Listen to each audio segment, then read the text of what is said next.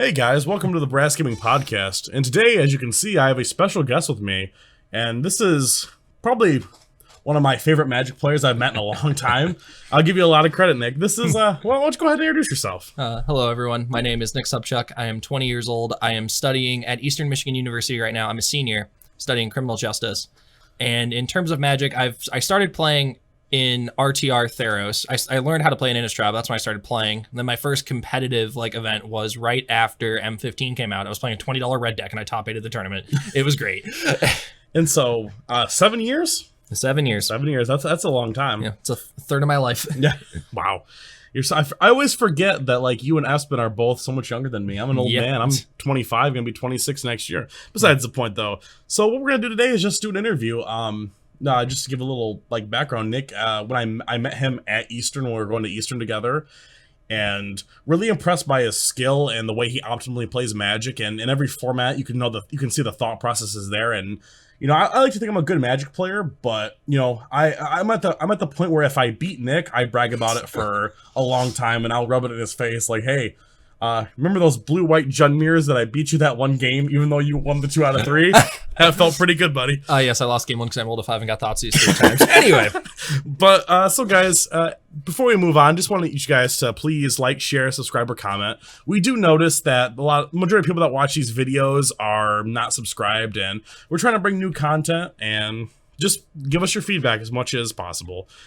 So let's talk about your accolades, Nick. What are some of the things that you've achieved throughout your Magic career? Yeah, so I guess the first major accomplishment I had was I top 16 in SCG Classic back in 2018. It was right after Ravnica Allegiance came out. I was playing mono red aggro, as you'll very quickly see throughout the next couple of segments here. So, it was just a stock red deck. The newest card that came out was Light Up the Stage, and that completely changed how my deck was built and how my deck played.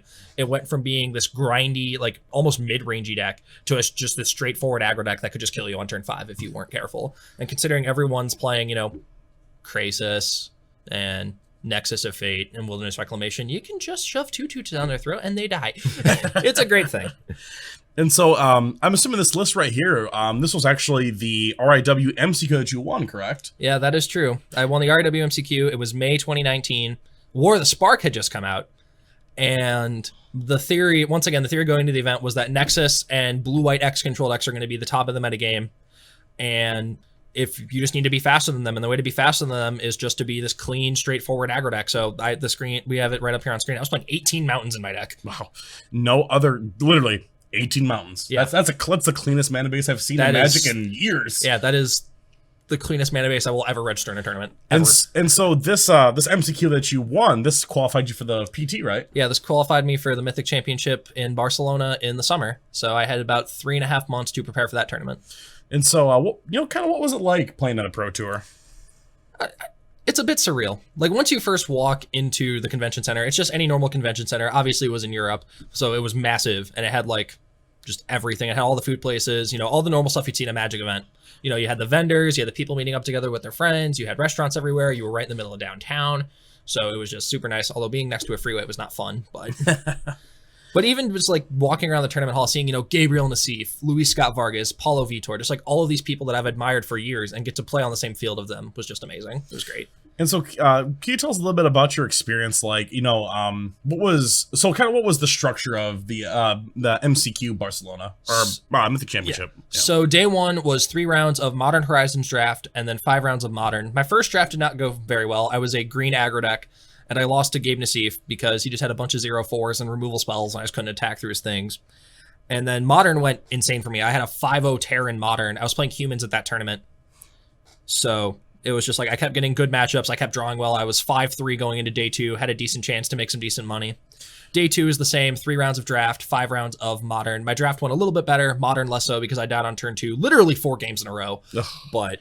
And just so everyone knows, this was the reign of Hogak, was it not? Yeah, Hogak had just become a deck.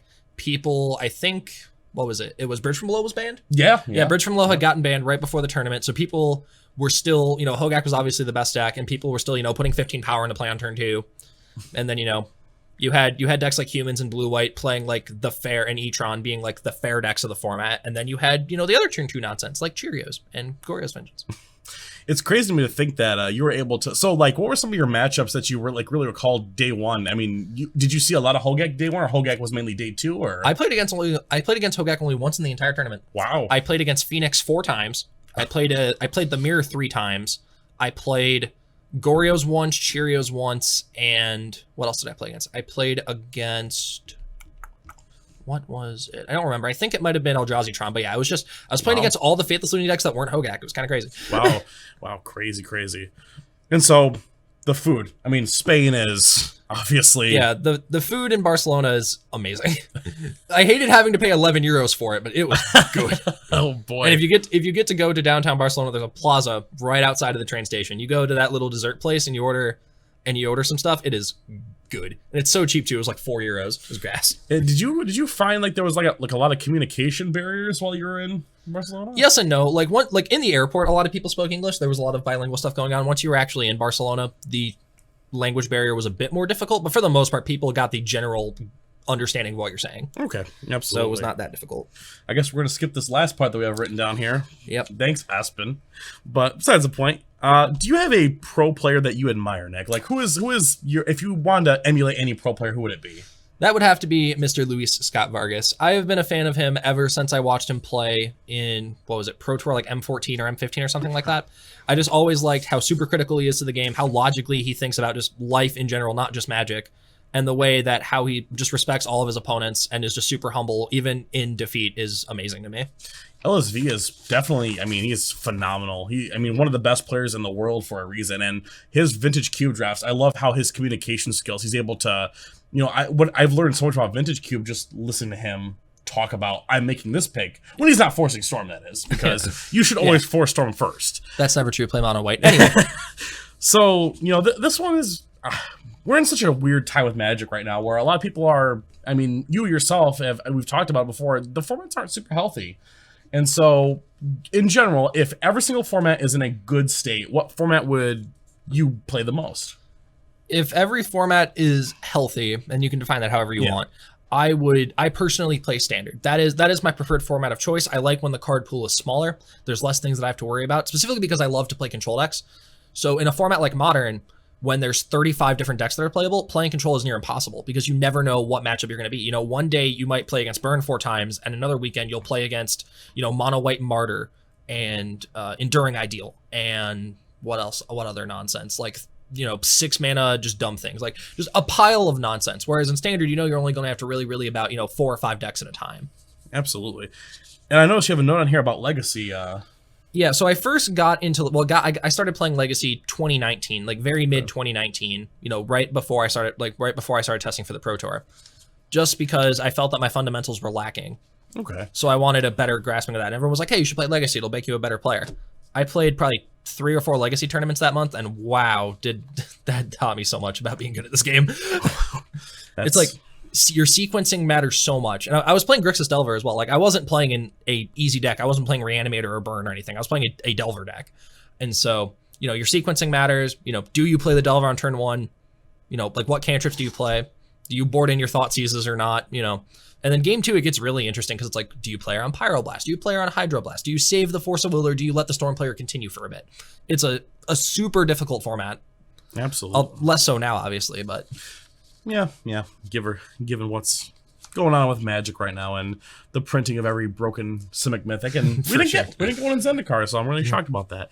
So, Nick, what is your favorite aspect of Magic? Like, what about Magic really keeps you enthralled in the game? Yeah, so Magic for me, any game in general, is I love it when you only have partial information.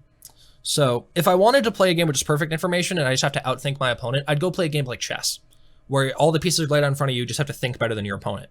But with Magic, you only have half of the information. You only have your side of the table. You don't have, you don't see what your opponent has in their hand. You can only see what they play and when they play it, unless you're playing cards like Thoughtseize or Inquisition or stuff. But in general, for the most part, you only get to play with 50% of the information, and it's really difficult to play if you're not used to something like that. Absolutely. So, this is slightly off the script, but I figure I'd ask you this. Do you think that, do you like the variance? Is that what you really like about Magic 2? Is like, you don't know. Like, you can play spells that try to set up your deck, but sometimes it's literally the mystery of what's coming next? Is that kind of what keeps you interested? Yeah, I mean, yes and no. Like, I enjoy the variance. I understand that that's just part of any like card game in general, is that there's obviously going to be variance. You know, you can get lucky and unlucky on certain days. But mostly I try to minimize variance in Magic. That's what I find taxing about the game, especially when I build decks, is like, how can I minimize the amount of risk I have to take? How do I build my deck to make sure that it just does the same thing every single turn, every single game, so that I can win the most amount of games? That's how I approach deck building. Okay. Sorry to go off script, but we'll go on to the next one. So this is a big question that, like, we frequently have discussions about this is, do you believe that a balanced meta is more important than pushed cards? And just to give the audience a little context, do you think that, like, we should make a Magic set that has cards that are relatively the same power level, or do you think we should have something like Throne of Eldraine where we have a really big problematic card that's really pushed, like Oko? Yeah, so from a competitive perspective, I prefer when the meta is more balanced because that lets you leverage skill. It allows you to gain an edge in any matchup, regardless of how powerful the cards are. Because granted, you know, any person can go Gilded Goose, Oko, Wicked Wolf, and the game just ends on the spot. You know, you don't have to be, you know, a Pro Tour Hall of Famer to do that. Any person can do that. So a couple of examples I have here were Guilds of Ravnica Standard when that first dropped. You know, aggro, control, mid-range, and combo are all playable decks, all had tier 1 variants, and you could play basically anything you wanted. And all the cards were super powerful too. Like, yes, you had a couple of annoying cards like Teferi and Carnage Tyrant and Chandra Torch Defiance. Like, you had some annoying things in the format, but overall that was a very healthy, very powerful format that I enjoyed. Similarly to Pro Tour Rivals of Ixalan, that modern format, God, I've never seen something so fair. Like, you had Mardu Pyromancer, you had blue-white control, you had humans, everything was balanced. You know, like, yeah, you had the unfair stuff running around, but it was being kept in check. So it created, you know, a healthy format with good gameplay. Okay. And so, as of today, what is your view on the health and the future of Magic? Oh boy. So, I mean, we did this interview a month ago and we couldn't post it because of the footage, and stuff's changed. Like, yeah. The problem is more exemplified now, I feel like. You know, obviously, when this interview comes out, Zendikar should be fully released into the public at this point. People have had the chance to play it on Arena and MTGO. Yeah. And you thought it was bad before. It is bad now. You know, just Lotus Cobra, Uro, Omnath, Genesis Ultimatum is standard. Historic is still Goblins versus Uro piles. Modern is Uro pile versus the world. So the power creep has been so bad that bans have now become a necessity rather than a rarity. And I guess for other contexts, I play Yu-Gi-Oh as well. So in Yu-Gi-Oh, in my opinion, if you need a ban list to change like 15 cards, your format's not in a great spot. Similarly, how Magic is right now. If you need to ban a card every 4 months or every 3 months, or even in like when Pioneer, they had ban announcements every week. Like, if that's how fast you have to be, you know, keeping up with your formats to change them, you're not doing a good job.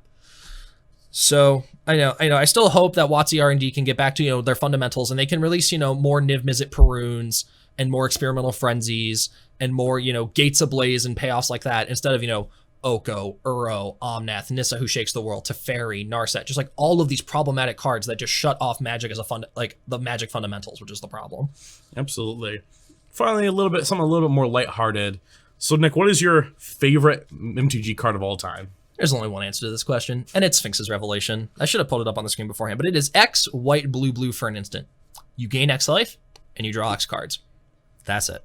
And before this, we were talking about you were actually testing it out in Historic, right? In a ramp pile? Yeah, so the first time I ever played Rev was when it was first in Standard in Return to Ravnica. I was playing Mono Black Devotion at first. I kept losing to Blue-White Control, and so the judge at my LGS was like, hey, listen, you can play my Blue-White Control deck and you tell me how it feels. I kept losing with it, but it was so much fun. It was so much fun just casting Rev for 7 every game. It was a blast. And so I kept trying to I tried to make it work in Modern. Obviously, it's not really good there anymore. I tried playing it in Pioneer for a bit, and God, that deck was bad. Yeah. That deck was fun, but it was so bad. Yeah. And so the place where I felt like comfortable playing it was in a Bant Ramp Shell in Historic before they banned Field of the Dead. So now the deck just doesn't work anymore. But yeah, that's probably going down as my favorite Magic card of all time. Nothing comes close. I think the closest that could even I can't speak. The closest that comes to it is probably Experimental Frenzy, just because it can draw you as many cards as Rev did, if not more cards. Yeah. But there's still a big gap between those two cards. Rev is by far my favorite card in all of Magic. Absolutely. So Nick, it was great to have you on. Yeah, of course, thanks for having me. We're gonna go ahead and let's plug your social media. So obviously we'll get all the channels out of the way. To follow the channel, it's at Real Brass Gaming. To follow me, it's at Hexmaster Real. To follow Espen, it's at ESPN_1926. Nick, where can we follow you at? Yeah, so I have a Facebook profile. I'm sure it'll be linked in the description. If not, I'll link it in the comments. You can go friend me there. On Twitter, I am at Hedron Squid. Go follow me there as well. I post a bunch of nonsense about Magic, other card games, life in general. So go ahead and give me a follow. I'd really appreciate it. Absolutely. So for the Brass Gaming Podcast, I'm Christian. And I'm Nick. And we'll see you later. Bye-bye.